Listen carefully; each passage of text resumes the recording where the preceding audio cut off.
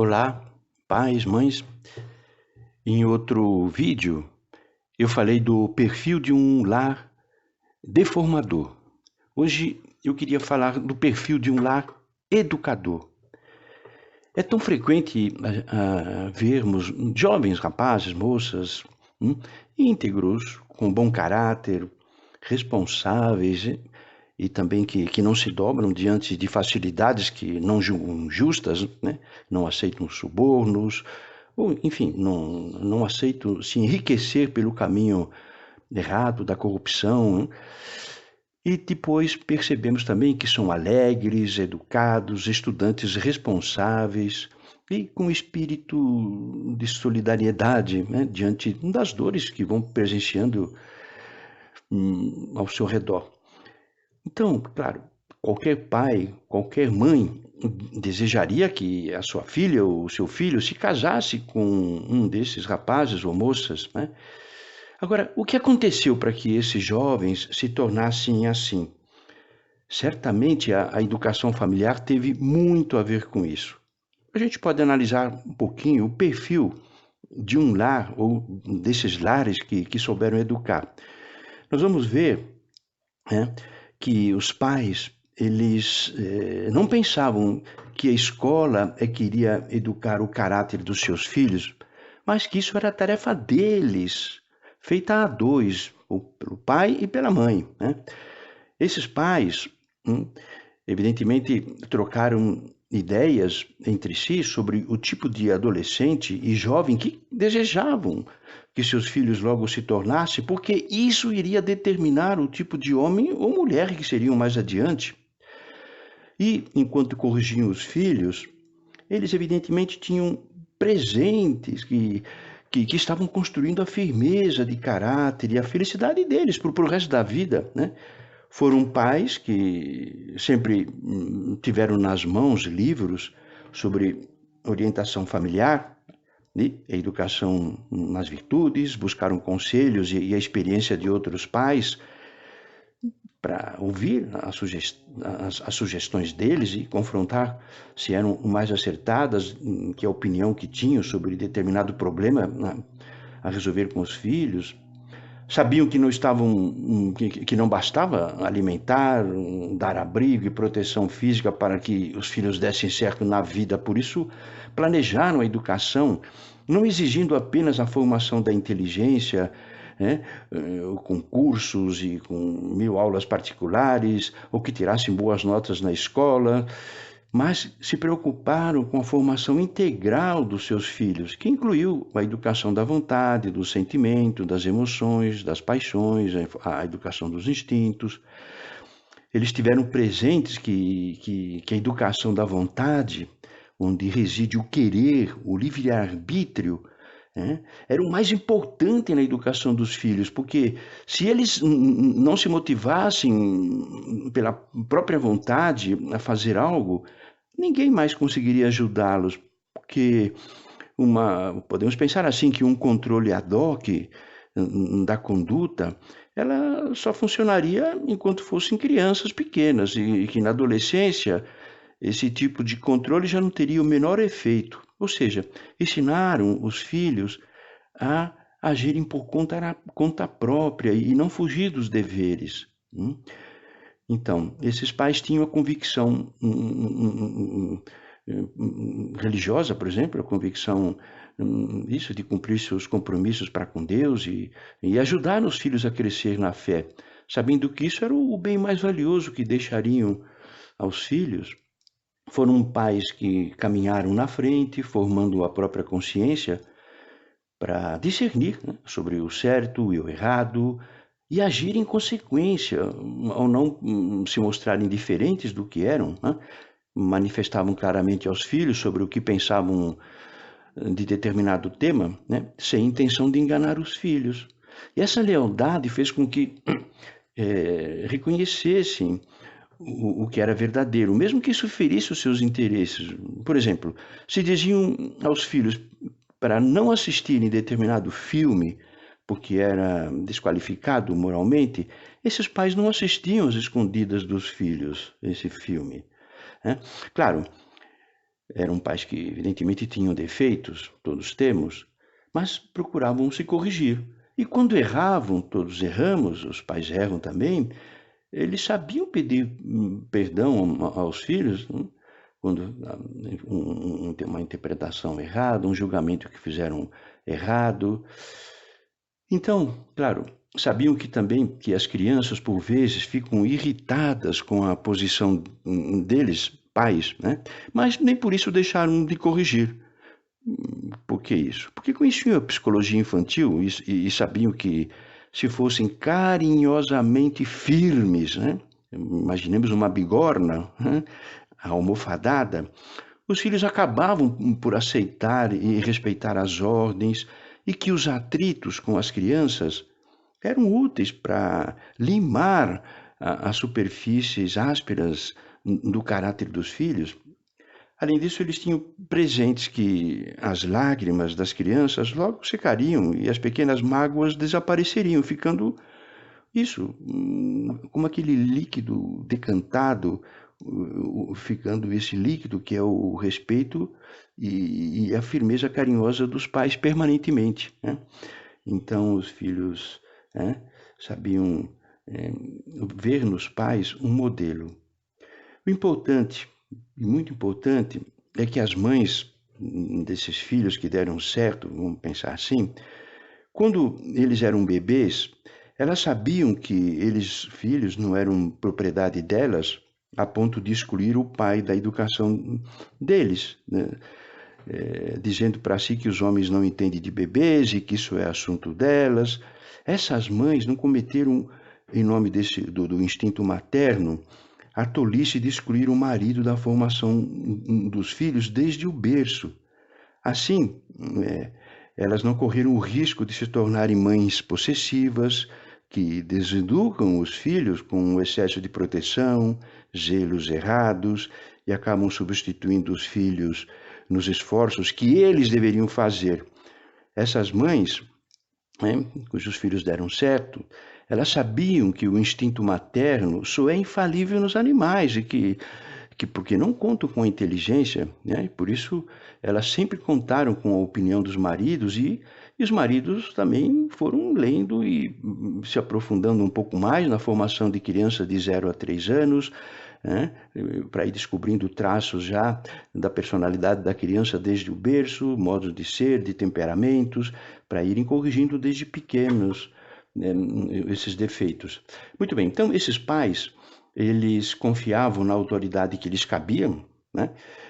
Autoridade, né? Porque eles sabiam que a tarefa de educar dava a eles o direito de exigir. Ou seja, eles viam a paternidade e a maternidade não como um cargo eletivo, né? Por isso não estavam nem aí, não se preocupavam em ganhar popularidade diante dos filhos, como fazem muitos pais que trabalham fora e o pouco tempo que estão com os filhos acabam cedendo demasiadamente nos caprichos da criança, né? Mais do que pais, acabam sendo servos dos filhos. E exatamente porque não perderam essa autoridade é que conquistaram o respeito e o afeto dos filhos.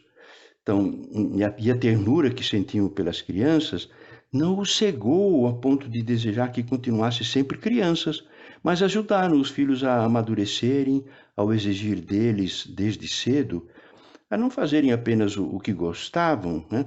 Por isso, essas crianças não foram poupadas do esforço por manter em ordem seus brinquedos após o uso, exigiram que ajudassem a mãe nas tarefas domésticas, como dispor os pratos e talheres na mesa, varrer o chão. Aprenderam desde pequenas a cortar o seu bife sozinhas, amarrar o seu tênis, se vestirem, né? A dedicar um tempo diário à leitura, ou revistas infantis, quando as crianças ainda não sabiam ler, revistas com muitas gravuras que as próprias gravuras já contam a história, e com isso fizeram com que as crianças fossem ganhando o amor pelos livros desde muito cedo, e logo ganharam também o hábito de estudo, e tudo isso lhes foi muito útil na escola infantil, no ensino fundamental. Não permitiram que as crianças fossem brincar sem antes concluírem seus deveres escolares, seus encargos domésticos, fizeram os filhos compreenderem que essas tarefas não eram monstruosas, né, mas que eram importantes, né, para que eles crescessem em virtudes e domínio próprio, né? Sabiam que sem tais exigências as crianças cresceriam só fazendo o que gostariam. Isso enfraqueceria o caráter delas diante de qualquer ideal que exigisse o mínimo de esforço para colocar em prática, seja na adolescência, na juventude ou na idade adulta, né? Então, e as oportunidades digitais eram evidentemente controladas e com horários, né? E foram substituídas muitas dessas oportunidades, principalmente pela leitura, por jogos, né, que desenvolviam a inteligência, que lhes davam mais cultura, ou seja, vídeos educativos, né, vídeos e audições musicais para que também tivessem a sua sensibilidade educada para o bom gosto, para a beleza, né, saber apreciar o belo na arte, na pintura, na música. Enfim, seus pais sabiam que os jogos, TV, internet seriam fontes de escapismo, ocasião, vamos dizer assim, de ceder ao mais fácil. E por isso gastavam tempo para pesquisar outras formas de lazer para as crianças. Isso de deixar uma criança horas e horas num canto da casa, pois se divertindo ou brincando com tablets, com celulares, isso aí é um veneno, né? Os pais acham que estão fisicamente protegendo as crianças dos perigos da rua, mas estão matando essas crianças moralmente, viciando essas crianças na sucessão de imagens, vão enfraquecendo depois a capacidade criativa, uma imaginação mais rica, porque as imagens vão só passando diante delas, elas não terão nem capacidade de, né, de peneirar, de fazer um link entre todas essas imagens que vão sucedendo para criar uma opinião sobre um determinado assunto. E depois, interessante como as crianças mostram um nível baixo de resistência diante das contrariedades, das incomodidades, né? Elas se queixam continuamente de situações que não podem evitar, por exemplo, um tempo chuvoso, um passeio que não deu certo, uma comida que não gostam, né? E que as crianças também têm autêntico pavor da menor dor física e reclamam delas para fugirem das obrigações desagradáveis, né? Fizeram os filhos compreenderem desde cedo a importância de aguentarem essas pequenas contrariedades para crescerem na virtude da fortaleza e não serem choronas, molengonas, reclamonas, né? Porque, claro, conseguiam fazê-las entender que essa atitude, claro, as tornariam fortes como uma viga de aço, né? E diziam divertidamente que com churros não se faz alavanca, né? Interessante isso. Depois, ao terem presente que as crianças estão centradas em si mesmas, né? Preocupadas unicamente consigo próprias e entregues por completo à satisfação dos seus apetites, das suas inclinações, e que palavras, por exemplo, de cortesia e de agradecimento não fazem parte do vocabulário das crianças, né? Então, educaram justamente para que fossem agradecidas, para que soubessem ceder para o bem e harmonia da família, ou seja, na hora de ver um programa, a televisão é uma só, e não estava no quarto das crianças, estava na sala. Algumas vezes os pais assistiam os desenhos, as coisas que as crianças gostavam, outras vezes elas assistiam alguns programas diferentes, que eram do gosto dos pais, e assim havia essa harmonia. Foram educadas nessa generosidade, hein? Ajudaram a que compreendessem a dor e as necessidades dos demais, né, para que fossem solidários, indo visitar crianças em orfanatos, em enfermarias de hospitais infantis, asilos, né, visitar os idosos, né? E depois, claro, elas foram educadas para serem exatamente isso, solidárias e doar seus brinquedos às crianças de comunidades pobres, a levarem pois um doce, pois aos asilos para que, né, pudessem compartilhar com as pessoas idosas um momento de alegria, hein? Então isso, claro, isso custa, né? E os pais têm que estar presente constantemente pensando em ajudar os seus filhos a melhorarem nesses aspectos, que não, se não fizerem nada, as crianças vão crescer totalmente indiferentes a tudo, né? Muito bem, então, um outro aspecto que certamente esses pais tiveram é que eles sabiam que as crianças, elas não cultivam o sentido de honra familiar e não estão nem aí preocupadas em evitar à família, vamos dizer assim, situações de embaraço, se não forem educadas para isso.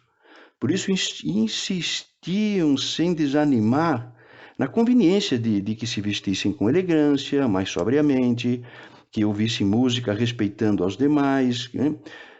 Que não fossem discretas ao falarem com as pessoas sobre a vida familiar. E depois, como as crianças também não respeitam em geral, não mostram quase que nenhum ou pouco respeito às pessoas estranhas à família, elas foram ensinadas desde pequenas a serem educadas e atenciosas com as visitas, com os amigos dos pais, com os professores, com os vendedores de lojas, de supermercados, cumprimentar o porteiro, o zelador, o pessoal da limpeza do prédio, a funcionária da casa. Enfim, a fim de que também fossem mais ordenadas essas crianças e saberem aproveitar melhor o tempo, deram aos filhos, já desde pequenos, uma agenda para que anotassem e controlassem seus compromissos escolares, seus encargos na casa, datas de aniversários para cumprimentar os familiares e os amigos. Com isso, essas crianças aprenderam a prever as situações e não foram negligentes ou esquecidas, né? E isso, é claro, fortaleceu o caráter desses adolescentes e desses jovens. E, por fim, os filhos, ao verem constantemente a alegria dos pais, que enfrentavam com confiança e sem reclamar os desafios da vida para levar adiante o lar, essas crianças cresceram fortes e com desejo de imitar os seus pais. Bom, muitas dessas ideias que eu trouxe a vocês neste áudio estão nos livros Filhos, Quando Educá-los, do norte-americano James Stenson, está traduzido em português, e Conheça o Seu Filho, da psicóloga italiana Ana Maria Costa. Vocês podem adquirir esses livros pelo site www.ariesteves.com.br. Então, aproveitem também para conhecer esse site, onde há vários áudios e vídeos sobre educação do comportamento de crianças e adolescentes. E aproveitem divulgar esse site às famílias e escolas e assinem o nosso canal do YouTube. Muito obrigado.